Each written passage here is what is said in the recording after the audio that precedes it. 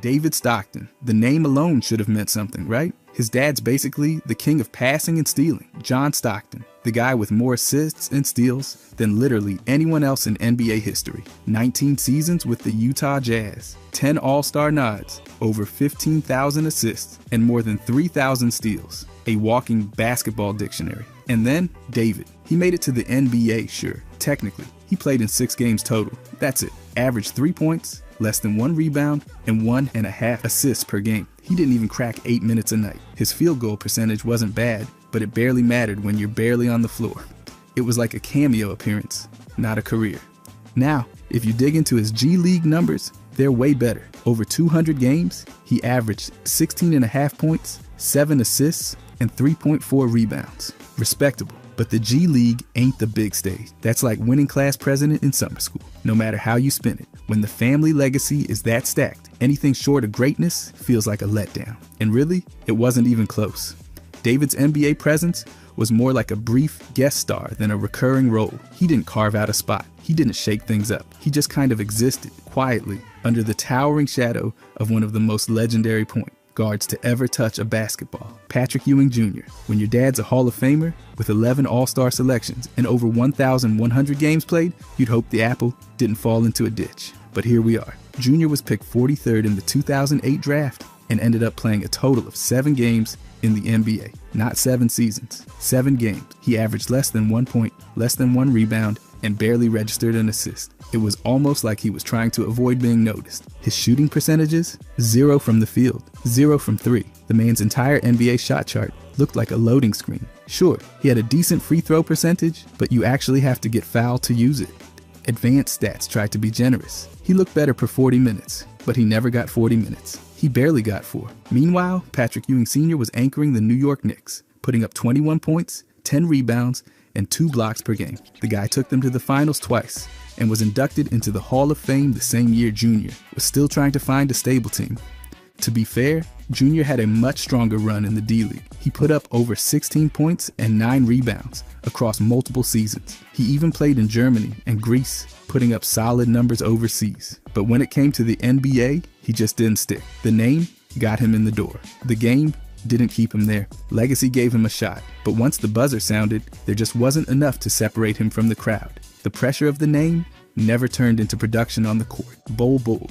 Being the son of Manute Bol meant the expectations were taller than he was. And that's saying something, since he's 7'3" with a wingspan that could hug a minivan. Drafted 44th in 2019, he landed with the Nuggets through a trade, but his career's been more highlight reel tease than actual production. Across 6 seasons and over 200 games, he's averaged just over 6 points and 3 rebounds per game. He's shown flashes. Sure, every now and then he does something that gets the bench jumping, but those flashes never turn into anything steady. 12 minutes a night isn't enough time to build a case, and he hasn't earned more than that. With Phoenix, he put up nearly 7 points and grabbed under 3 boards per game. Shot over 52% from the field, which sounds decent, but the impact was small. His net rating ended up negative. You can have all the tools in the world, but if you're not moving the needle, coaches notice. Manute Bol, though, that guy blocked everything. He led the league in blocks twice and retired with more blocks than points. Over 2,000 of them, while scoring fewer than 1,600. And still, he made all defensive teams. He might have been a one-trick pony, but that trick scared the life out of opponents. Bol hasn't come close to that kind of fear factor. He's not dominating the paint. He's not locking down shooters. He's got the genetics, but the consistent production hasn't followed. The name opened the door, but the impact, that's still missing. By the way, if you guys want to subscribe, I'm going to be posting every day. Thanks. Anyways, Chris Smith, if your brother's winning titles with LeBron James and dunking like gravity's a rumor, the pressure's on. But Chris barely left a mark in the NBA. 2 games with the Knicks in the 2013 season. That's not a typo. 2. He averaged 1 minute per game. Not 1 rebound, not 1 assist, not 1 point. Just 1 minute of cardio and a clean box score. His advanced stats were even more painful. A true shooting percentage of 0. A player efficiency rating below 0. Win shares in the negatives. Basically, the stat sheet looked like a fire drill. He was on the court, technically, but you'd have to squint to find the impact. Meanwhile, J.R. Smith played in 977 games, scored over 12 points a night, and walked away with 2 championship rings. He even won 6th Man of the Year. Say what you want about JR's wild moments, but the guy produced. Chris, he didn't even have a moment. To his credit, Chris had a solid college career. At Louisville, he put up decent numbers. Then in the G League, he averaged just over 8 points for the Erie Bayhawks. He even took his talents overseas, suiting up in Israel, Canada, and Kosovo. Not bad, but it never added up to a real NBA run. This wasn't about lack of effort, it just didn't click. The family name might have cracked the door open, but the game didn't hold it there. Compared to JR's long, chaotic, and sometimes brilliant NBA ride, Chris Smith's career barely got out of park. Zaire Wade. When your dad's one of the greatest shooting guards in NBA history, the spotlight finds you whether you're ready or not.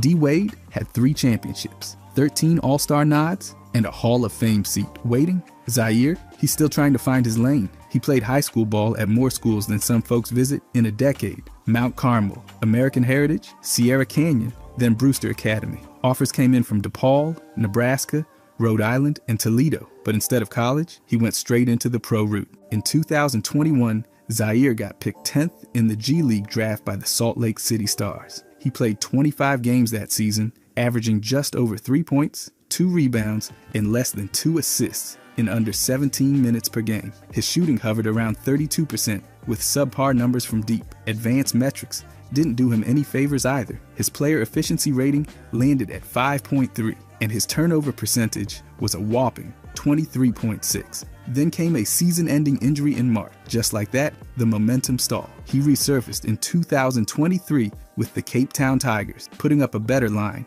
9 points, nearly 4 rebounds, and 4 assists across 4 games. Not groundbreaking, but an improvement. Then in 2024, he joined the Macau Black Bears. Still playing, still grinding, but not quite making waves. D. Wade lit up arenas. Zaire's working his way through global gyms and G League benches. The last name buys attention, but it doesn't buy buckets. So far, Zaire's career hasn't come close to matching the legacy he was born into. Bronny James, carrying the name of a 4-time champion and one of the greatest to ever do it, that's not pressure, that's a full-time job. While LeBron's been rewriting history books for over 2 decades, Bronny's just getting started. And let's just say it's been a quiet opening chapter.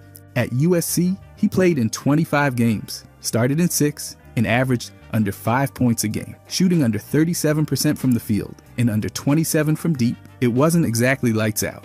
He averaged under 3 rebounds and just over 2 assists, all in under 20 minutes a night. His net rating was negative, his efficiency low, and his usage rate didn't help either. It didn't look like someone dominating the college level. It looked like someone still trying to figure it out. He got drafted 55th overall by the Lakers, which raised some eyebrows, but didn't raise his production. Through the early NBA season, he's putting up around 2 points a game with a shooting percentage just above 31. True shooting under 43%, that's not going to scare anyone. He's on the floor, but his role is minimal, and the numbers back it up. Meanwhile, LeBron's resume is a monster. 20 seasons, over 50,000 total points, 4 MVPs, 4 rings, 20 All-Star selections. He's done everything short of actually building the arena himself. Bronny hasn't made an impact yet. The hype is loud, but the results so far? Not so much. The family name got him attention, but his performance has to catch up. Right now, he's a project, not a prodigy. The work's ahead, and the expectations aren't going anywhere. Canyon Barry, the son of Hall of Famer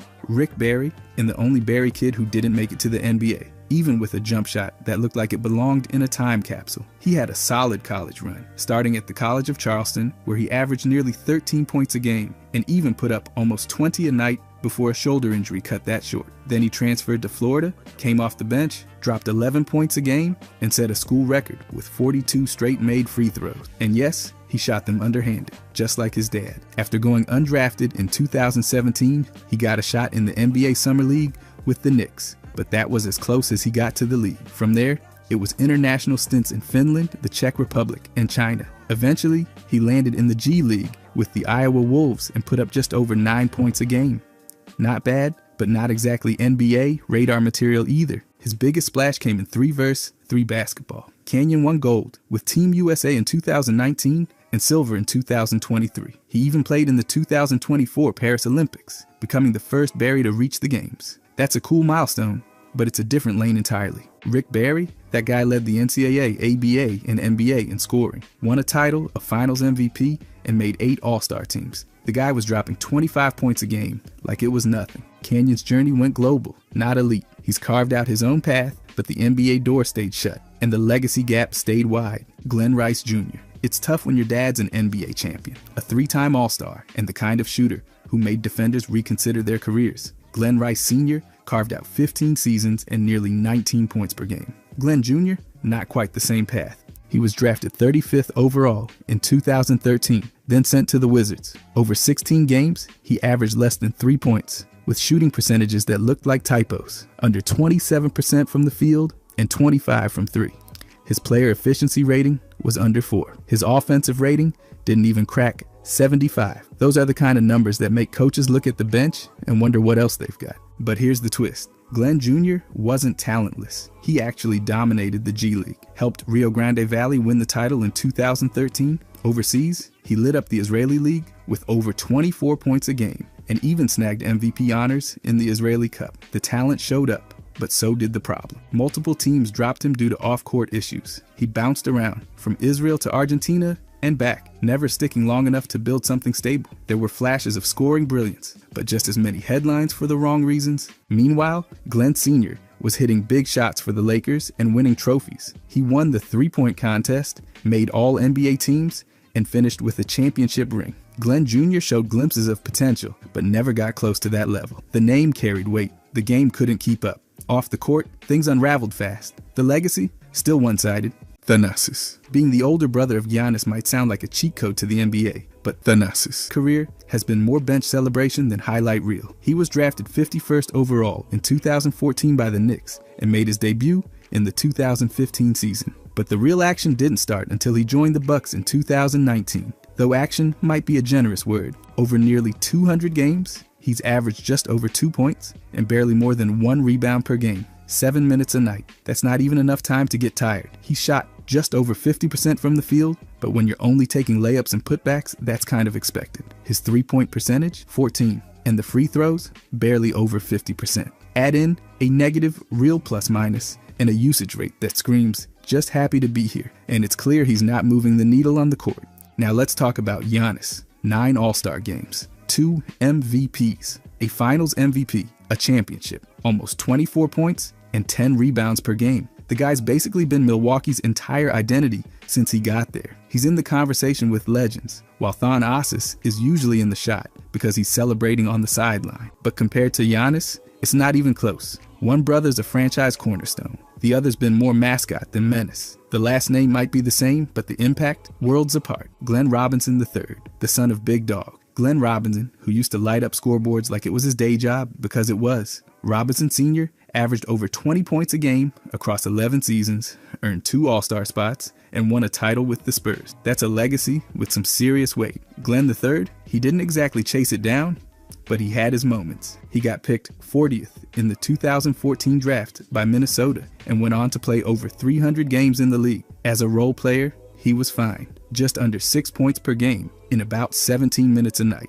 Shot nearly 38% from 3 and almost 46% from the field. He had solid mechanics and played within his role. Nothing flashy, except for one night in 2017 when he won the slam dunk contest. That was probably his most memorable moment. His best season came with Golden State in 2020. 12.9 points per game, almost 5 rebounds, and solid shooting splits. It showed he could hold a starting role when given the chance. But those chances never lasted. After his NBA run, he bounced around internationally, suiting up for teams in the Philippines and South Korea, plus a stint with the Wisconsin Herd. So yeah, he kept playing, but the trajectory never spiked. Meanwhile, Big Dog was a walking bucket. Over 20 points a game, and a Rookie of the Year team nod right out of the gate. Glenn III didn't crash out, but he didn't level up either. The name came with baggage, and he carried some of it, but not the scoring load. Not even close. Shareef O'Neal.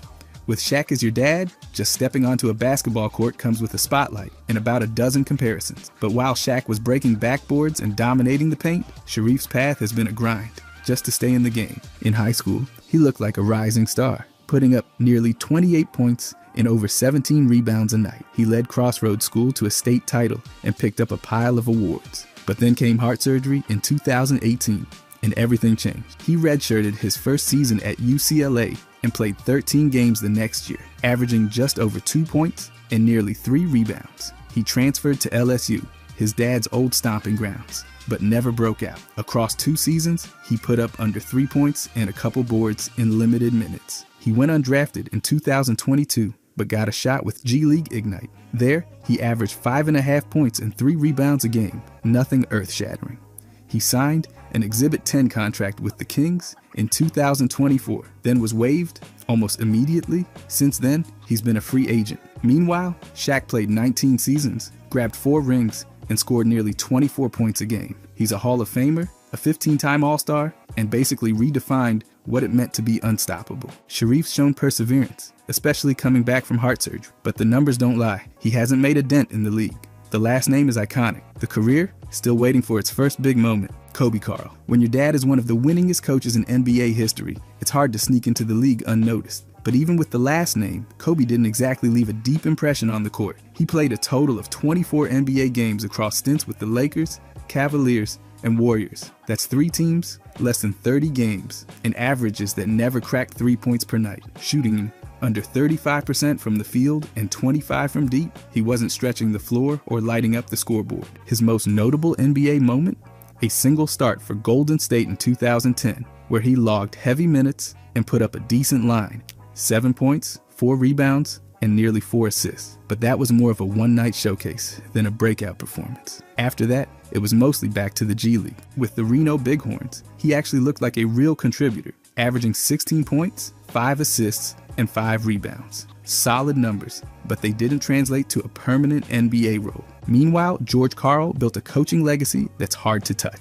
Over 1,100 wins, 22 playoff appearances, and a trip to the NBA Finals. He earned Coach of the Year and landed in the Hall of Fame. That's more wins than most franchises. Kobe reached the league, which is no small feat. But compared to his dad, his basketball footprint is light. One built a Hall of Fame career from the sidelines. The other barely had time to warm up. Same name, very different chapters. Jerry and Grant. When your dad played 11 seasons in the league and your uncle wore goggles on his way to 4 NBA titles, there's going to be some pressure. Drafted 19th in 2015, Jerry came into the NBA with real expectations, especially after showing promise at Notre Dame. But once he hit the league, things stayed pretty lukewarm. Across 279 games with the Knicks, Bulls, Magic, and Wizards, he averaged just over 6 points and nearly 3 assists in under 18 minutes a night. Solid backup numbers, but nothing that made teams fight to keep him. Shot just over 41% from the field and 32% from deep. Not bad, not great. His efficiency rating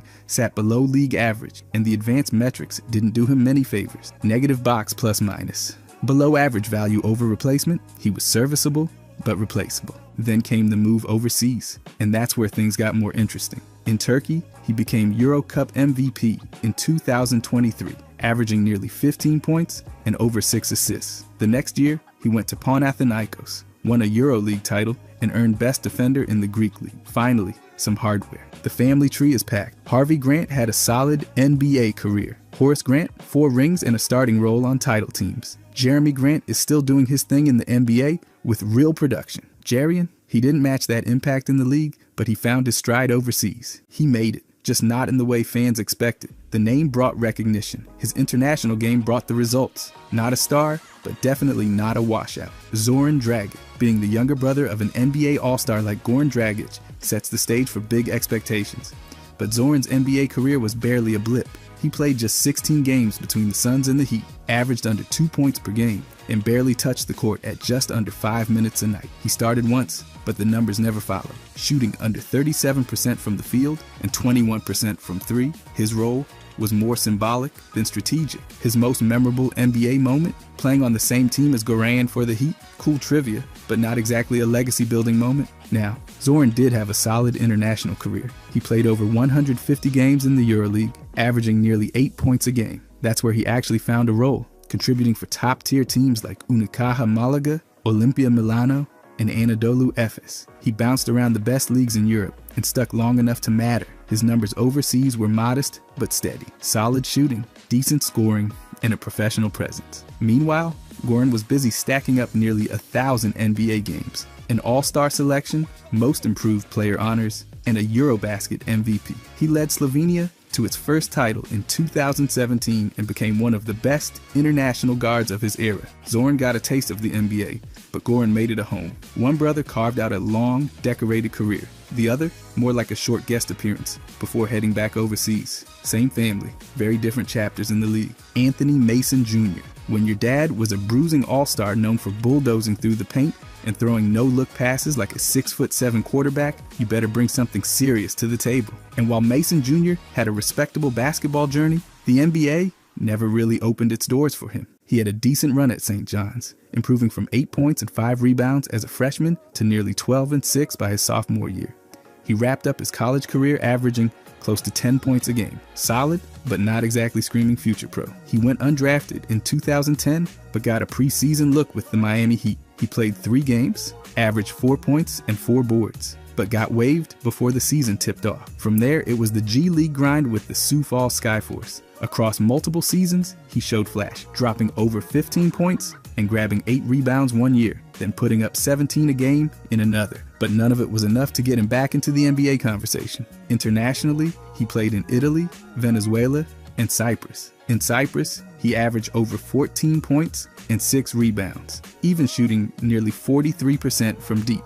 But still, the phone never rang from the big league. His dad, Anthony Mason Sr., was a defensive beast and 6th man of the year in 1995. He made an all-star team and helped lead the Knicks to the finals. Mason Sr. was all grit, toughness, and unshakable presence. Mason Jr. had skill and heart, but the impact wasn't there. The name carried weight. The career didn't match it. Different paths, same game, vastly different results. LiAngelo Ball. The middle Ball brother was dropping 30 a night in high school and once scored 72 points in a game. He looked like the next family scoring machine, right? Not quite. While Lonzo and LaMelo were carving out NBA roles, LiAngelo's path took a detour through Lithuania, a league his dad made up, and then a brief cameo in the G League. He never played a single regular season game in college. UCLA suspended him after a shoplifting incident in China, and he withdrew before ever stepping on the court. From there, he landed in Lithuania with BCA Vytautas, where he averaged just over 12 points per game and shot the 3 well. But it wasn't NBA level competition. Then came the JBA, a league his dad created. He dominated, because of course he did, and even won finals MVP with a 58-point performance. Still, scouts weren't lining up. In the G League, he averaged 4 points in about 13 minutes with the Greensboro Swarm. He got training camp looks with the Pistons and Hornets, but was waived each time. In 2024, he signed with the Astros de Jalisco in Mexico, played 2 games, and then got sidelined by a ligament injury. Just brutal timing. Now somehow, he's found new life in music. Under the name G3, he dropped a song called Tweaker, and it exploded online. He signed a deal with Def Jam worth up to $13 million. Yes, the guy who couldn't crack an NBA rotation is now making chart-topping music. Lonzo and LaMelo built NBA careers. LiAngelo built something else entirely. The hoop dream didn't pan out, but the mic, that's a different story. Larry Drew II. Another case of a recognizable last name and just enough flashes to keep people watching, but not enough to stick. Coming out of high school with a bloodline that included a decade-long NBA player and head coach, the expectations were built in. He started at North Carolina, helped during their title run in 2009, then took on a bigger role in year 2. 8 and 6 per game looked promising, but by his junior year, he was out of the rotation and gone mid-season. He landed at UCLA and had his best stretch, 7 points, over 7 assists per game, and set the single-season assist record at the school. First team All Pac-12. That kind of playmaking should have meant something in the draft, but he went undrafted in 2013. His NBA stints were short, 15 games with the Sixers over 2 separate runs and 7 more with the Pelicans. Across those appearances, he averaged under 3 points and about 2 assists per game. Nothing stuck. In the G League, he showed real skill. He dropped 23 assists in a single game with the Sioux Falls Skyforce. That's a D-League record. But again, the call-up didn't last. Overseas, he bounced around with stints in France and Lithuania, but never landed on a stable, high-impact role. His dad, Larry Drew Sr., had a legit NBA career and went on to coach multiple teams, including the Hawks, Bucks, and Cavs. The older Drew found longevity in both playing and coaching. The younger Drew flashed talent, but the NBA never bought in. Larry Drew II had handles, vision, and moments, but the league doesn't reward almost. It rewards consistent production, and he never got there. Ben Hansbrough, the younger brother of Tyler Hansbrough, college basketball royalty, and a longtime NBA role player. Ben had a stellar run at Notre Dame, 18 points a game, over 4 assists, and nearly 44% from deep in his senior season.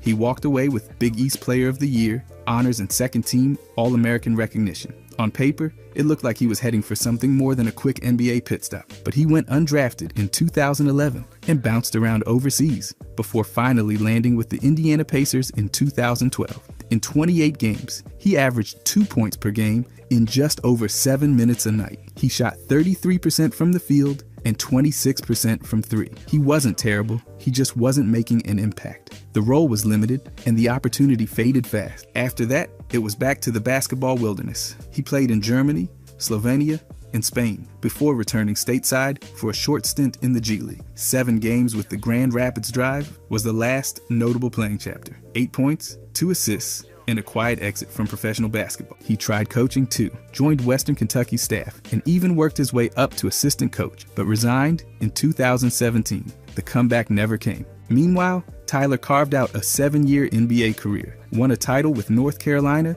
and was a dominant force in college hoops. Ben had the name and the resume from college, but it never translated at the pro level. The NBA window was short, the numbers were quiet, and the gap between the brothers was wide. One had staying power, the other had a cameo. DJ Rodman. The name gets attention, but the game, it's still in development. While his dad, Dennis Rodman, was pulling down rebounds like a man possessed and winning 5 NBA titles, DJ's journey has been quieter, more grind, less glitter. At Washington State, DJ played over 100 games and slowly worked his way into the starting lineup. By his final year there, he was averaging almost 10 points and close to 6 boards and knocking down nearly 38% from three. Then came a transfer to USC, where he started most of the season and averaged 8 points and 5 rebounds. Solid numbers, respectable production, but not the kind of stats that make draft boards light up. Unsurprisingly, he went undrafted in 2024, got a summer league shot with the Clippers, then landed in the G League with the Capital City Go-Go. That lasted 6 games. He was waived, and it looked like the door might shut. But then the Maine Celtics picked him up, and he's been contributing. Almost 7 points and 6 rebounds per game, while shooting 40% from deep. Not eye-popping, but steady. Now, compare that to Dennis. The man led the NBA in rebounds 7 seasons in a row, 2-time All-Star, Hall of Famer, a defensive force of nature who dominated without needing to score. DJ's putting in the work, no question. But when your dad's one of the greatest defenders of all time, and you're fighting for minutes in the G League, the gap is obvious. DJ Rodman is chasing a path that's his own, but it's a long road out of that shadow. So far, it's persistence over dominance, hustle over headlines. The name still echoes louder than the stats. PJ Dozier, another player carrying a name stitched with basketball history, but the NBA chapter never quite caught fire. His college run at South Carolina was impressive. Nearly 14 points, 5 boards, and a trip to the school's first Final Four in history. He looked like he was on the path, but after going undrafted in 2017, it was a bumpy road. In the NBA, he's appeared in 130 games across multiple teams, mostly in small spurts. He had his best stretch with the Denver Nuggets in 2021, averaging almost 8 points and 3.5 rebounds in a backup role. But just as things started to click, he tore his ACL in late 2021, cutting the season short and stalling his momentum. After rehab, he barely got minutes. 9 games with the Timberwolves in the 2024 season and under 1 point per game. His NBA totals sit at just over 5 points and 2 rebounds per game. Modest numbers and nothing close to long-term stability. In the G League, though, he's been solid. 17 points, 6 boards, and 5 assists per game over more than 130 games. Overseas, he landed with Partizan Belgrade, staying active and competitive. The Dozier family tree is full of hoopers. His dad, his uncle, his sister, all legit talents. His cousin Reggie Lewis was an NBA All-Star with the Celtics before his tragic passing. Dozier wears number 35 in tribute, but the comparison ends at the jersey. PJ's shown heart and flashes of potential, but consistency at the NBA level never followed. The name has roots. The career still finding footing. Ralph Sampson III. It's a name that sounds like it should be intimidating, towering, dominant, because that's what his father, Ralph Sampson Sr., was. A 7'4" basketball anomaly with accolades falling out of his socks. Unfortunately for Junior, genetics only carried the name, not the NBA dominance. At Minnesota, Sampson III carved out a respectable collegiate run, over 1,000 points, 500 rebounds, and 200 blocks. That's solid. Not viral, not draft board dizzying, but solid. He was a reliable interior presence, a decent rim protector, and not particularly aggressive, which is kind of a problem when your dad was an apex predator in the paint. Then came the not drafted moment in 2012. And from there, it was the long G League odyssey. Reno Bighorns, Maine Red Claws, the scenic tour of professional basketball's backroads. His best season with the Red Claws gave us 5.9 points, 5.7 rebounds, and 1.8 blocks per game. Respectable, not spectacular. If you didn't blink, you may have caught a 16-game stint in Finland with Neal and Bison. I hope someone got a jersey. In contrast, Ralph Sr. was Rookie of the Year, a 4-time All-Star, and literally a Hall of Famer. He was also half of Houston's Twin Towers with Hakeem Olajuwon before knee injuries clipped what could have been a dynasty. That's the legacy Ralph III was chasing. No pressure or anything, and that's the issue. Being the son of a legend in basketball is like being the understudy to Hamlet, whose dad was Shakespeare. Ralph Sampson III wasn't bad. He just wasn't unforgettable. He got buckets, blocked shots, and played hard. But the family name was heavier than anything he could carry in the post. If you enjoyed this, I'm going to be posting a lot here. I would greatly appreciate it if you could subscribe. Thanks for watching.